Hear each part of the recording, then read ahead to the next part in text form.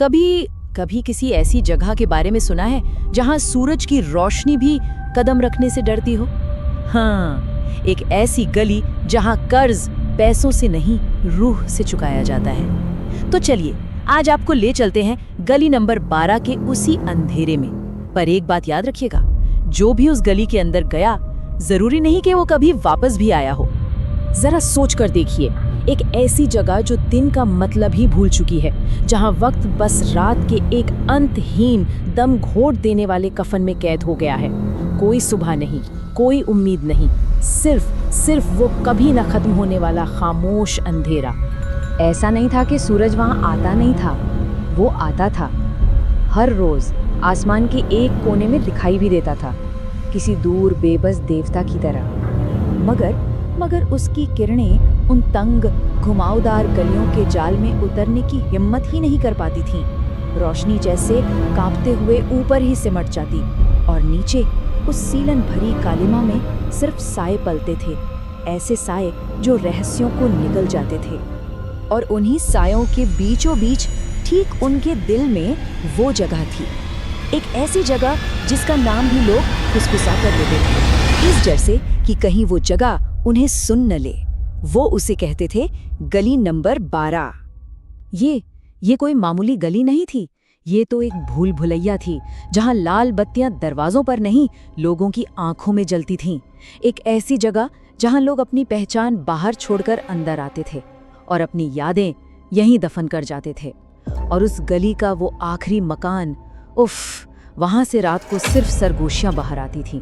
कोई हंसी नहीं, कोई चीख नहीं, बस जैसे दीवारें खुद एक दूसरे से कोई खौफनाक राज कर रही हों। और उसी आखिरी मकान में वो इंतजार करती थी, राधा। और एक रात किस्मत ने उसके दरवाजे पर दस्तक दी, एक ऐसे शख्स की शक्ल में जो औरों से अलग था। नाम था उसका विक्रम। और उसे इस बात का जरा भी अंदाजा नहीं था कि उसका अंजाम बहुत पहले ही लिखा जा चुका था। राधा अपने आप में एक पहेली थी। कोई नहीं जानता था कि वो कब आई, कहाँ से आई। उसकी पहचान थी तो बस उसकी वो थकी हुई आंखें। लगता था जैसे उनमें सदियों के गुनाहों का बोझ पैर था। और उसका कमरा, जिसका दरवाज़ा हमेशा बंद रहता था। वो बोलती बहुत कम थी, लेकिन उसकी खामोशी किसी भी लफ्ज़ से ज़्यादा शोर करती थी। वहाँ आने वाले हर शख्स से वो सिर्फ एक बात कहती थी, और ये कोई सलाह नहीं थी, नहीं, ये एक नियम था, उस जगह पर जिंदा रहने का नियम। और जैसा मैंने कहा, विक्रम बाकियों की तरह नहीं था। वो नशे की धुंध में नहीं आया था। उसकी आंखों में हवस नहीं, बल्कि एक गहरा, एक सर्द डर था। वो डर जो इंसान को अंदर से खोखला कर देता है। राधा ने उसे देखा और उसकी नजरें जैसे विक्रम की रूह के आर पार हो गई। उसने अपनी पहली चेतावनी दोहराए और फिर कब्र जैसी ठंडी आवाज में एक और हिदायत दी। ऐसा लग रहा था जैसे वो आने वाले खतरे को अपनी आंखों से साफ साफ देख सकती थी।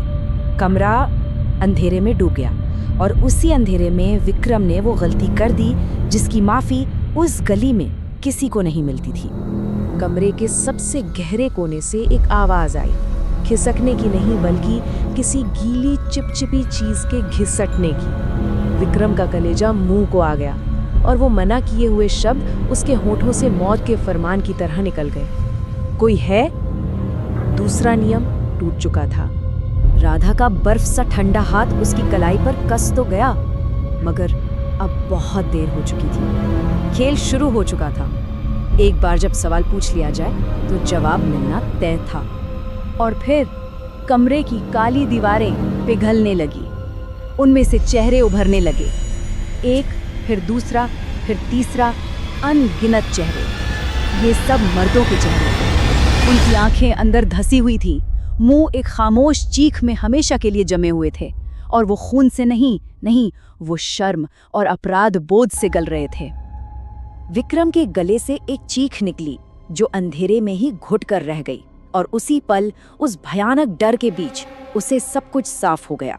वो समझ गया कि ये जगह असल में क्या है और यहाँ का कर्ज आखिर कैसे चुकाया जाता है। दीवारों से दर्द भरी फुसफुसाहटें आने लगी। हमने पैसे दिए थे, हम तो सिर्फ ग्राहक थे। और तभी उन सब आवाजों को चीरती हुई राधा की कांपती लेकिन फौलादी आवाज गूंजी। और तब विक्रम की आंखों के सामने से पर्दा हट गया।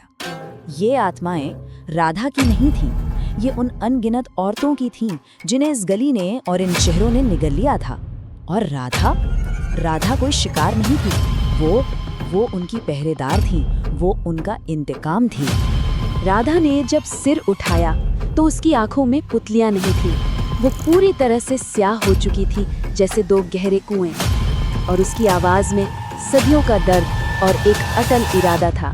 वो इस सिलसिले को खत्म करने आई थी। विक्रम के लिए अब भागने का कोई रास्ता नहीं था, कोई उम्मीद नहीं थी। इंसाफ का वक्त आ चुका था, हिसाब बराबर होना था। फर्श की लकड़ियों के टूटने की चरमराहट हुई और उनमें से हड्डी वाले पीले हाथ बाहर निकले, विक्रम के घुटनों को जकड़ने लगे।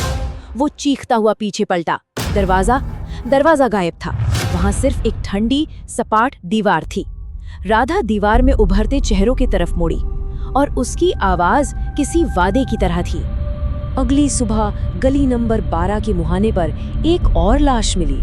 उसका चेहरा खौफ से पत्थर हो चुका था। ऐसा लग रहा था जैसे उसने कुछ ऐसा देख लिया हो जो किसी को कभी नहीं देखना चाहिए। और उसी शाम राधा के कमरे के अंदर उस काली दीवार पर एक और नया चेहरा धीरे धीरे अपनी जगह बना रहा था। एक और कर्ज चुका दिया गया था।